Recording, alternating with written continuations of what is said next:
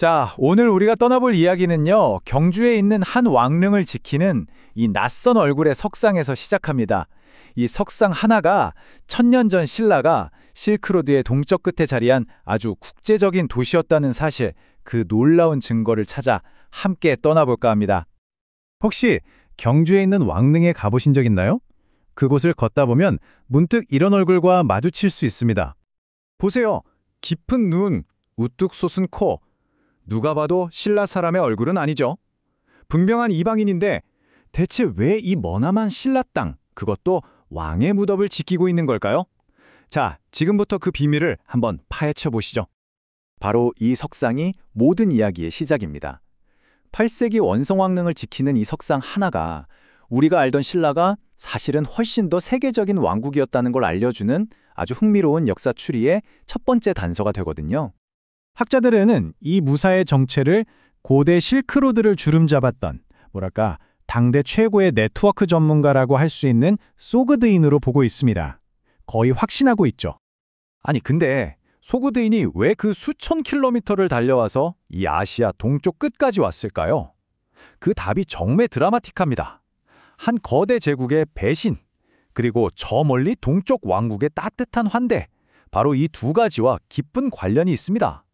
그러니까 이 소그드인들이 신라로 온 건 단순히 물건을 팔러 온 게 아니었다는 거죠. 이건 생존과 기회에 대한 이야기였습니다. 당시 당나라에서 아주 큰 반란이 일어났는데 그 여파로 소그드인들이 엄청난 박해를 받기 시작합니다.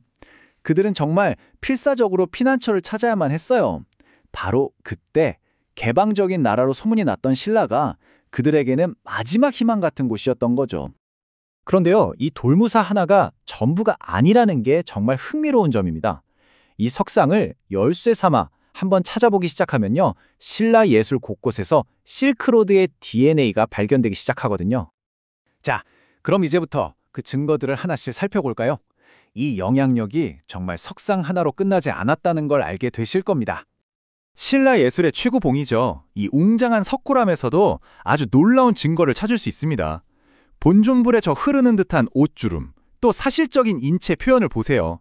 이게 놀랍게도 저 멀리 고대 그리스에서 시작된 헬레니즘 미술의 영향이라는 겁니다.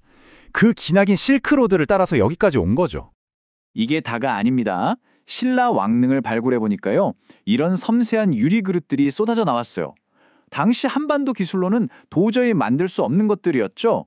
어디서 왔냐고요? 저 멀리 페르시아나 시리아에서 온 겁니다. 이건 뭐 활발한 교역이 있었다는 빼도 박도 못하는 증거죠. 와, 이 황금보검 좀 보세요. 정말 눈부시죠? 이건 그냥 칼이 아니라 거의 세계 지도나 다름없습니다. 이 디자인 양식 자체가 중앙아시아 초원에서 탄생한 거거든요. 자, 근데 여기서 정말 중요한 포인트가 있습니다. 신라 사람들이 그냥 외국 문화를 베끼기만 한 게 아니라는 거예요. 그들은 이런 세계적인 흐름을 흡수해서 완벽하게 자신들만의 독창적인 예술로 재창조해냈습니다. 바로 이게 신라의 힘이었죠. 이런 융합의 정신, 이걸 아주 잘 보여주는 이야기가 하나 있어요. 바로 처용, 설화입니다. 바다 용왕의 아들이라고도 하고 생김새도 아주 이국적이었다고 하죠. 이 처용이 자신을 위협하는 역신, 그러니까 나쁜 귀신을 어떻게 물리치는지 아세요? 힘으로 제압하는 게 아니라 예술과 관용으로 물리칩니다. 정말 멋지지 않나요? 그리고 이 처형의 이야기를 바탕으로 만든 춤이 바로 처형무인데요. 궁중무용으로 오는 날까지도 이어지고 있습니다. 그런데 이 춤의 의상이나 안무를 보면요, 중앙아시아 전통춤과 아주 뚜렷한 연결고리가 보입니다. 이렇게 열린 마음은 단순히 예술이나 전설 속에만 있었던 게 아닙니다. 이건 신라 사회 전체를 관통하는 핵심 철학이었어요.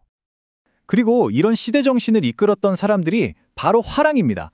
우리가 보통 화랑을 용맹한 전사로만 생각하기 쉬운데요, 그게 다가 아니었습니다.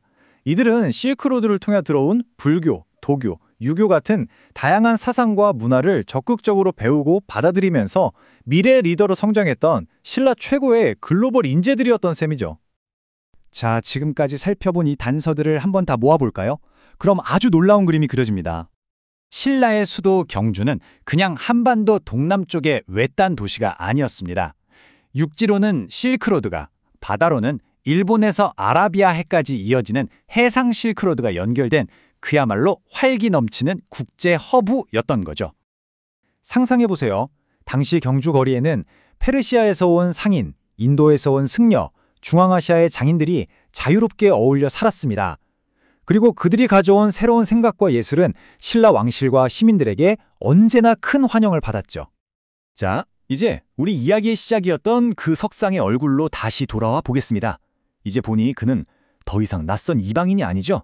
오히려 개방과 융합이라는 신라의 진짜 모습을 보여주는 살아있는 상징인 셈입니다. 이 석상 하나가 우리에게 말해주고 있는 겁니다.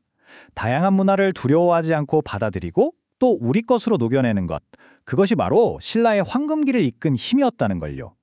그리고 바로 그 정신이 오늘날 역동적인 한국 문화의 깊은 뿌리가 된 게 아닐까요?